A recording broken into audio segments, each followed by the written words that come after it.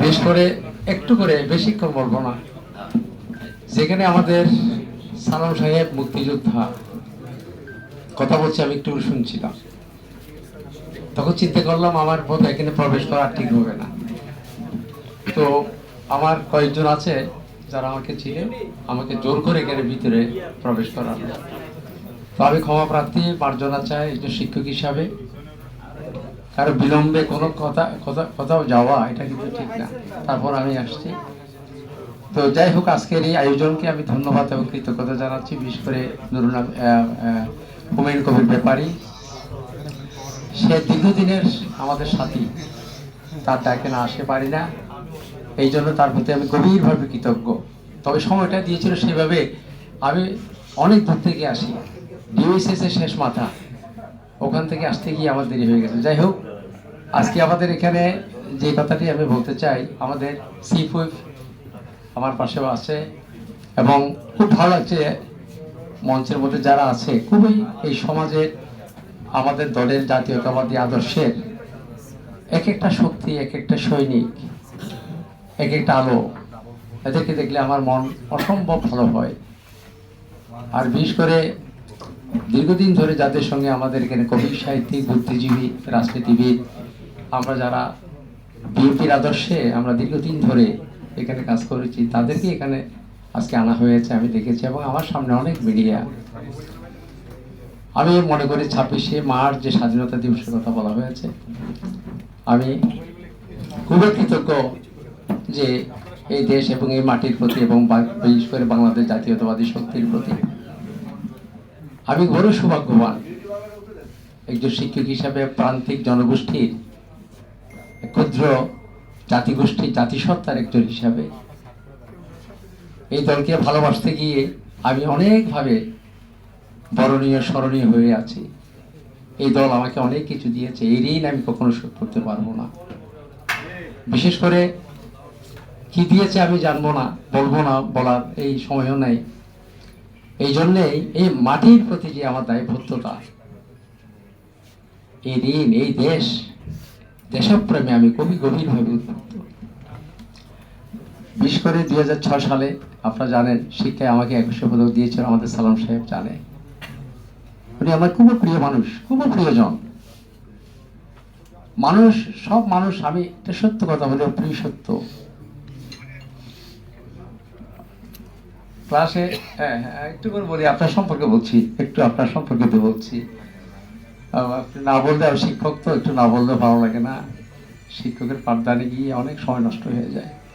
তো এই জন্য বলছি, আমি বলি আপনাদের সকলকে বলি, সব মানুষ কিন্তু আমরা, কিন্তু সব মানুষ কিন্তু মানুষ না, মানুষের পরিচয়ে পড়ে না।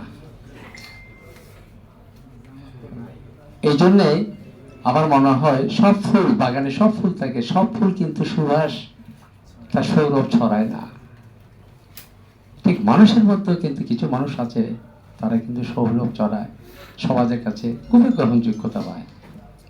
আমি তার মধ্যে আমার এই পাশে যারা বসে, বিশেষ করে সালাম সাহেব এবং সিফুই, আমার এখানে কবি সাহেব থেকে যে যারা আছে, বাবুল সাহেব সহ সবাই, আপনারা আমার খুবই প্রিয় মানুষ। তো যাই হোক, যে কথাটি বলছি, 2006 সালে দেখেন, আজকে কত বছর আগে বেগম খালেদা জি আমাকে দেখেছিলেন, একটা আস্থার জায়গা তৈরি করেছিলেন, আমার দৃষ্টি আকর্ষণ করেছিলেন। ওনার দৃষ্টি আমি আকর্ষণ করতে সমর্থ হয়েছিলাম। তখন বয়স কত, এবং 1991 সালে আমি ওনার সঙ্গে প্রথম সাক্ষাৎ হয় সৌজন্য সুগন্ধায়, আজকে যে ফরেন অ্যাফেয়ার্স ট্রেনিং সেন্টার হয়েছে, সেদিনেই উনি প্রথম সাক্ষাতে উনি আমার দৃষ্টি আকর্ষণ করেছিলাম, এটা আস্থার জায়গা তৈরি করেছিলাম।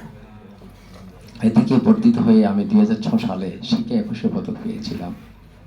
এবং আজকে 20 বছরের মাথায়, 20 বছরের মাঝে তারও পুত্র, তারও সুযোগ্য পুত্র, বর্তমান জনাব তারেক রহমান মাননীয় প্রধানমন্ত্রী, তিনি আমাকে স্বাধীনতা পদক দেওয়ার জন্য তিনি সিলেকশন দিয়েছেন। দুটি পদক একটি ব্যক্তির জীবনে, একটা জাতিসত্তা, এটা বৌদ্ধ সম্প্রদায়ের ক্ষুদ্র ক্ষুদ্র মানুষ আমরা, কিরকম তীক্ষ্ণ দৃষ্টি কাজ করেছে বলেই আজকে কাজের মূল্যায়ন হয়েছে। আদর্শ থেকে কত প্রতিকূল অবস্থায় এসেছে, কত প্রতিকূল অবস্থায় এসেছে আপনারা জানেন। যেহেতু আমরা দুর্বল জাতি, বৌদ্ধ সম্প্রদায় তো দুর্বল, হিন্দু আমরা যারা মাইনরিটি আছি দুর্বল। আমরা কিন্তু অনেক সময় এই সময়ের মধ্যে দীর্ঘকাল চলে গেছে, 16-17 বছরের মধ্যে, তারপরে কিন্তু আদর্শ থেকে বিচ্যুত হয়নি আমি। এত প্রতিকূল অবস্থা, এত সংকট তৈরি হয়েছে আমার জীবনের চলার পথে, তারপরে কিন্তু আমি সরে আসিনি এবং বৌদ্ধ সম্প্রদায়ের জন্য নানা জায়গায় কাজ করেছি, রাত দিন কাজ করেছি আমি সরব হয়ে। আজকে তারই স্বীকৃতি আমার মনে হয় এই 26শে মার্চ, যেটা স্বাধীনতা দিবসের সাথে আমাকে পুরস্কৃত করার জন্য সিদ্ধান্ত নিয়েছে। আপনাদের জানান দিচ্ছি, আগামী 9 তারিখ এই পদক প্রদান করা হবে এবং এটা সিদ্ধান্ত হয়েছে এবং চিঠিপত্র আসছে আমাদের কাছে। এটা হবে, আমাদের তো সি ফুবেরা থাকবেই, আমাদের সেটা ওই যে এই হল, কোন হল এটা, ওসমানী স্মৃতি মিলনায়তনে। তো আপনাদের আমন্ত্রণ রইল। আবার আমাকে আমার আরো বেশি আমাকে দোয়া করবেন, আমি যাতে এই দেশের মাটির জন্য আমি কাজ করতে পারি। আমি কাজ করব, আমি বলছি মাননীয় প্রধানমন্ত্রীকে, আমার ভিতরে মানবিক বিষয়টা খুবই সবল, দুর্বল না। আমি কাজ করতে চাই, তবে জ্ঞানের পরম শক্তি, বিদ্যা পরম ধন, জ্ঞান পরম ধন এবং মানবিক মূল্যবোধ পরম ধন, এগুলোকে যদি কেউ ধারণ করে পৃথিবী দেশে, সকলকে ধন্যবাদ।